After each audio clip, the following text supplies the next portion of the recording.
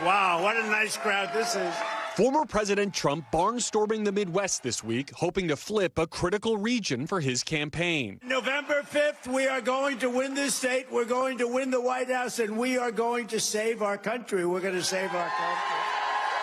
Mr. Trump holding events Tuesday in Wisconsin and Michigan, two states he won in 2016, but lost to Joe Biden 4 years later. The former president now looking for cracks in Democrats' so-called blue wall ahead of their November rematch. Go out and vote. And tonight, new polling shows he may have found some.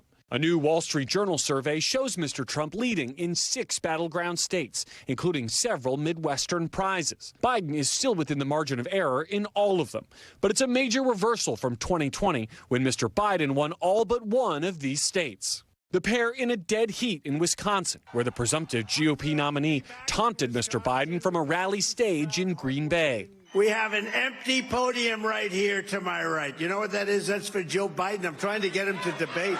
The easiest path to President Biden getting 270 electoral votes and winning re-election is repeating his victories in places like Michigan, Pennsylvania, and Wisconsin. In battleground Michigan, he has been trailing in poll after poll. And to change the trajectory of this race, he has to actually start overtaking Donald Trump. Donald Trump doesn't trust women. I do. The Biden campaign fighting back this week, releasing a new ad hitting Trump on abortion after the Florida Supreme Court greenlit a 6-week abortion ban, spotlighting the issue.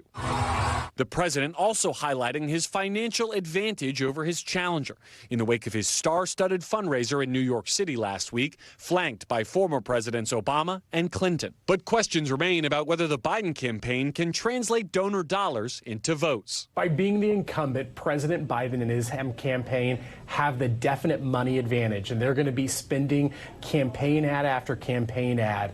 But Donald Trump ended up proving in 2016 that sometimes you don't need the money advantage to be able to win a presidential contest. The Wall Street Journal poll also underscoring concerns about Mr. Biden's fitness for the presidency. Nearly half of battleground state voters think Mr. Trump is more physically and mentally fit. Just 28% say it's Mr. Biden. The president facing another round of alarms from the battlegrounds as the culmination of his final campaign inches closer. And Tom, in what could be more bad news for the Biden campaign, the governor of Nebraska, backed by President Trump, is now looking into possibly changing the rules for Nebraska's one electoral vote. Instead of the state splitting its vote, they would be winner take all like most other states.